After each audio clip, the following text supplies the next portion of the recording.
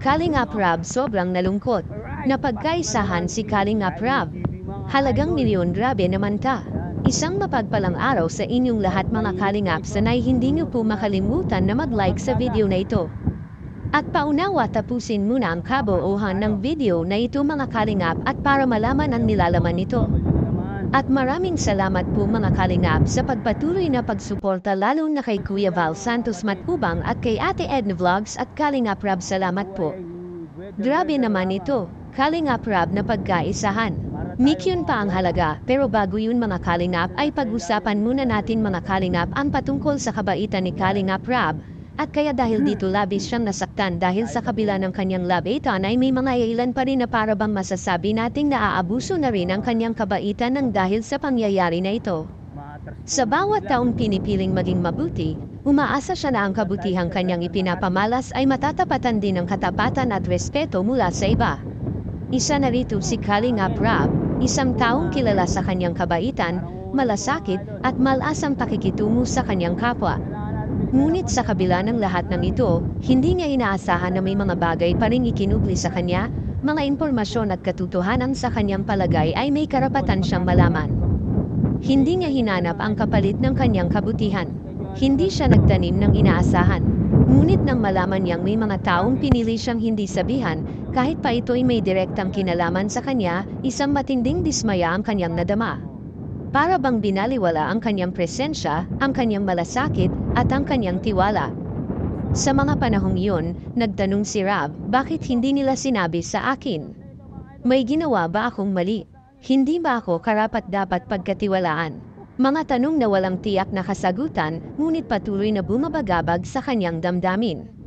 Ang sakit ay hindi dahil sa nalaman niya ang katotohanan, kundi dahil hindi siya naging bahagi ng proseso ng paglalantad nito.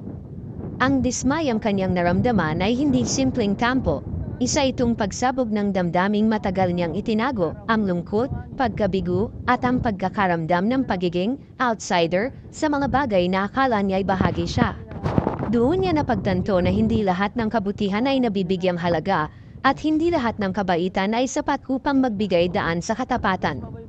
Ngunit sa huli, pinili pa rin ni Rab ang manahimik, hindi upang tanggapin ang pagkukulang ng iba, kundi upang bigyang daan ang sariling pag-unawa. Sapagkat ang dismaya, gaya ng kabutihan, ay bahagi rin ng pagiging tao. At sa kabila ng sakit, nanatili si Kalingap Rab, hindi perpekto, ngunit totoo sa kanyang sarili. Ating pag-uusapan, ang dami na kasi nangyari. Yung tindahan ni Biancy, guys, talagang ako po, walang problema sa tindahan. Walang problema kung tatayo ng tindahan. Pero mas di ko lang talaga nagustuhan yung wala akong alam na tinayuan na, no? Wala akong alam na tinayuan na po. Kasi nasa isip ko fresh pa yung bahay. Kumaga, hayaan na muna sa natin enjoy nila yung bagong bahay. Hindi pa naman po nila kailangan ng pera. Hindi pa kailangan na masyado. Marami pa pong budget, marami pang pera si Biancy. Ako mismo alam ko po yan, And sana preserve muna yung ganong bahay. Kasi yun nga po, pinaghirapan ko. Pinaghirapan ko po. Milyon din po yung nagastos ko mula sa aking sariling pera. Milyon din po.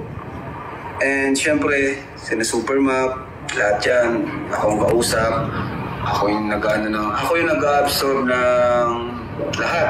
Ako yung nag-absorb. Time, pressure, stress, ako po lahat. Kaya siguro naman meron din naman akong kahit pa paano karapatan mag-suggest. Ngayon lang naman po. Kasi gusto ko pang i-enjoy siya bilang pinakamagandang pabahay natin. Yun sana gusto ko pa siyang i-enjoy. Huwag na muna natin siyang pakialaman. Kasi gusto ko siyang maging ganun muna. Ganun siya. Bakit sana muna po ang gawin natin?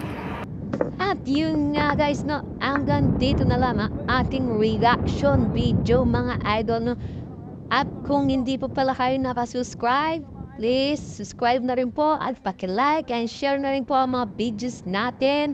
At huwag kalimutan supportaan si Kalinga Prab at Edna Vlogs. Kuya Balsans Matubang, lahat ko ng buo ng Kalinga Team, Kalinga Reactor. Supportan po natin po. At salamat po sa mga nanonood. Salamat po sa suporta sa Kalingap. Hanggang dito na lang guys ang ating reaction video. Bye-bye and good luck and see you to my next reaction video. Mwah mwah chup chup.